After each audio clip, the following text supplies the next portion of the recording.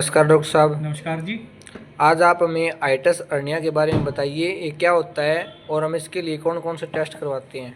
आपने बहुत ही अच्छा सवाल पूछा। जब भी हर्निया हमारे दिमाग में आता है तो हम सोचते हैं कि जो दिखाई देता है, ठीक है। तो ये कई तरह के हर्निया होते हैं। आपने जो पूछा वो क्या है? Hiatus hernia. क्या है? आइटस hernia. Hiatus hernia.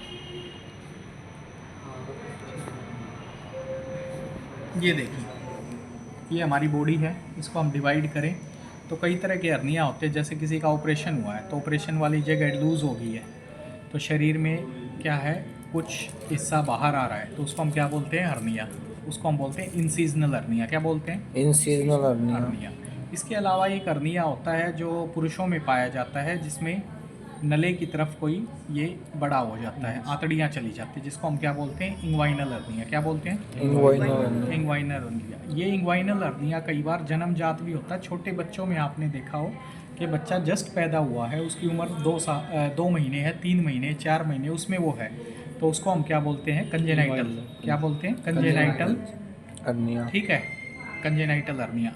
Congenital hernia मतलब बर्थ से ही वो पैदा है, मतलब ये हर्निया प्रेजेंट है। कईयों के सुंडी में से आपने देखा होगा बाहर आ रहा है, तो उसको हम क्या बोलते हैं? Umbilical hernia. क्या बोलते हैं? एम्बेलिकल। Umbilical hernia. ठीक है, हो गया। कईयों को एपिगैस्ट्रिक होता है और कईयों को इस रीजन में होता है, जिसको हम बोलते हैं फेमोरल हर्निया। क्या बोलते हैं? Femoral hernia. तो ये मोस्ट कॉमन हर्निया है जो आपने सभी ने सुने हैं, सभी ने सुने हैं। आप मेडिकल डिपार्टमेंट से हैं तो इसको रिवाइज करेंगे। एम्बेलिकल हर्निया, इंसीजनल हर्निया कोई ऑपरेशन की जगह पे जो होता है, इंग्वाइनल हर्निया जो हमारे पुरुषों में पाया जाता है नलों की तरफ, ठीक है। तो ये डायरेक्ट और इनडायरेक्ट होता है। या फिर बुजुर्गों में पाया जाता है, उसको हम क्या बोलते हैं? डायरेक्ट हर्निया है, वो भी इंग्वाइनल। कौन सा है? इंग्वाइनल। और जो यंग बंदों में पाया जाता है वो इनडायरेक्ट होता है, इनडायरेक्ट हर्निया। ठीक है। तो ये कैसे होता है? जब भी आदमी खड़ा होता है, जैसे ये आदमी है, ये आदमी जब स्टैंडिंग पोजीशन में रहेगा तो ये नीचे की तरफ बड़ा हो जाता है, और जैसे ही आदमी सो जाएगा, फ्लैट सो जाएगा, तो ये अंदर की तरफ चला जाता है।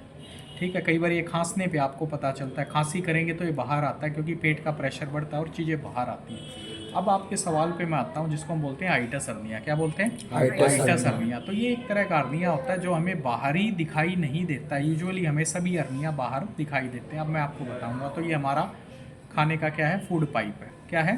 Food pipe. फूड पाइप है। जैसे हमने कोई भी चीज़ यहाँ से मुख द्वार से खाई तो वो नीचे जाएगी। ये हमारा माउथ हो गया। क्या हो गया? माउथ। माउथ हो गया। ये जीआईटी ट्रैक्ट है। तो इसके बाद ये गया ईसोफेगस में। कहाँ गया? इसोफेगस। ईसोफेगस में जिसको हम बोलते हैं खाने की नली। क्या बोलते हैं? खाने की की नली। ये खाने की नली जुड़ी हुई होती है स्टमक से। इसको हम क्या बोलते हैं? स्टमक।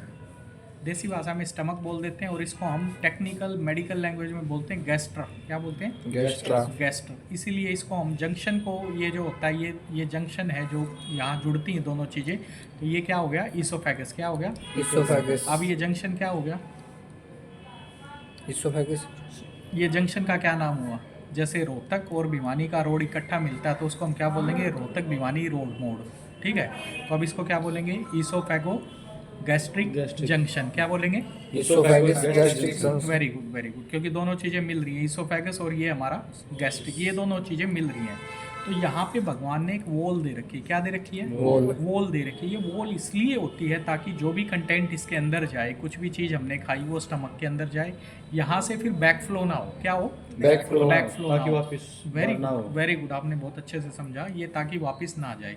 लेकिन कई मनुष्यों में जो ज़्यादा स्मोकिंग करते हैं, पूरा भरपेट खाना खाते हैं, अल्कोहल ज़्यादा मात्रा में लेते हैं, या फिर समय पे खाना नहीं खाते, लेट खाना खाते हैं, नींद कम लेते हैं, या बहुत मोटे हैं, तो उनमें क्या होता है? ये वॉल ढीली हो जाती है, जिसकी वजह से ये खाना स्टमक का ऊपर तक चला जाता है, जिसको हम बोलते हैं GERD। क्या बोलते हैं? GERD। GERD आपने सुना होगा, गैस्ट्रो ईसोफेगस रिफ्लेक्स डिसऑर्डर। तो ये क्या हो गया? गैस्ट्रो। ये हो गया ईसोफेगस रिफ्लेक्स, मतलब ऊपर जाना। आदमियों में ये सुविधा नहीं है कि वो पेट के खाने को मुंह में ला सके, लेकिन पशुओं में ये सुविधा है। Yes, पशुओं sir। में आपने देखा होगा। जुगाड़ते रहते हैं सर, वेरी गुड, वेरी जुगाड़ते गुड। रहते हैं। बहुत अच्छे टेक्निकल बैकग्राउंड से हैं, आपको ये चीज़ें अच्छे से पता है। तो वो इसलिए करते हैं कि वो स्टमक के खाने को मुंह में ले आते हैं। तो ये सुविधा भगवान ने दे रखी। वो एक बार खाना खाते हैं तो कई दिनों तक भी खाना नहीं खाएं तो उनका ऊँट काम चल जैसे कि जाता ऊँट है। है sir. Very good, very good. ऊँट में ये सुविधा ज़्यादा है। तो लेकिन मनुष्यों में नहीं है, इसलिए मनुष्य खाना कितनी बार खाता है? 3 बार। 3 बार खाता है, क्योंकि ये सुविधा आगे ये आगे ही प्रोसीड होता है, बैकवर्ड नहीं होता। ये सिर्फ बीमारी की कंडीशन में या फिर कोई पैथोलॉजी होती है तभी होता है। अब हम बात करने थे हर्निया की। तो हर्निया में क्या होता है, यहाँ पे ये स्टमक का कंटेंट क्या है, ये स्टमक का कंटेंट, ये वाला कंटेंट ऊपर जाने लगता है।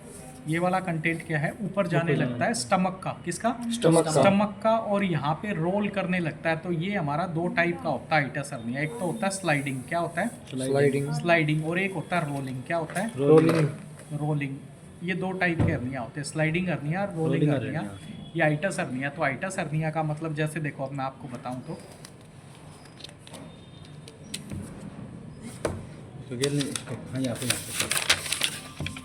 अब देखिए, ये हमारा स्टमक नॉर्मल है।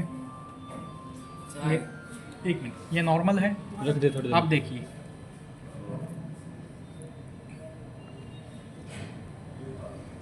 ये देखो, ये बाहर आ गया। हाँ सर। ये हिस्सा बाहर आ गया, स्टमक का हिस्सा है, ठीक है। ये नॉर्मल है। ये कौन सा है? अब ये नॉर्मल एबनॉर्मल। ये हिस्सा बाहर आ गया, ठीक है। अब एक और इमेज देखिएगा, आपको अच्छे से पता चल जाएगा। ये फिर से नॉर्मल है, ठीक है। अब यहाँ पे आप देखिएगा, यहाँ पे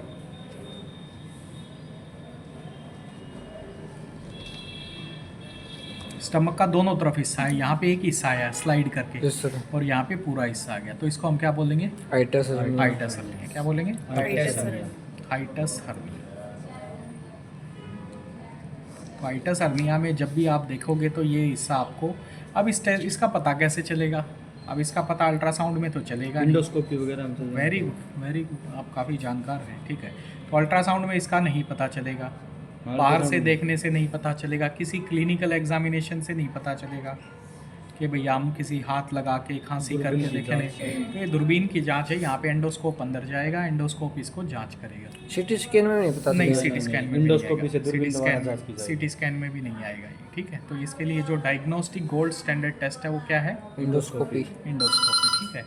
अब एक और चीज़, अब आते हैं इसकी ट्रीटमेंट पे। अब हर्निया का नाम सुन के आदमी घबरा जाता है। क्या हो जाता है? घबरा जाता है। भाई डॉक्टर साहब ऑपरेशन तो नहीं करवाना है, ऑपरेशन की ज़रूरत तो नहीं है। तो इसमें ग्रेडिंग्स होती हैं, ग्रेड 1, ग्रेड 2, ग्रेड 3, ठीक है। तो ग्रेड 1 और 2 में क्या है, सिर्फ आपको लाइफस्टाइल मॉडिफिकेशन करना है। क्या बताएं? Lifestyle modification. जैसा कि मैंने आपको पिछले चार्ट में बताया था, इसके कारण क्या क्या हैं? ड्रिंक ज़्यादा करना, भरपेट खाना खाना, स्मोकिंग करना, अल्कोहल लेना, समय पे खाना ना खाना, एक्सरसाइज ना करना, वज़न बढ़ाना।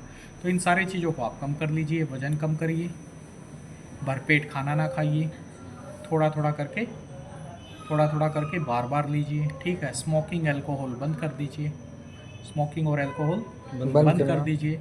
वज़न को कम करिए अपने, ठीक है। रात में देर रात खाना ना खाइए, ठीक है। ये चीज़ें करके आप अच्छे से बचा नींद सकते भी हैं है ना और इन सर? चीज़ों से बच सकते हैं। समय पे अपनी नींद लीजिए। So thank you very much. Keep connected with Indian Institute of Learning Life Saving Skills for this kind of health updates and to maintain your life healthy and happy. Thank you.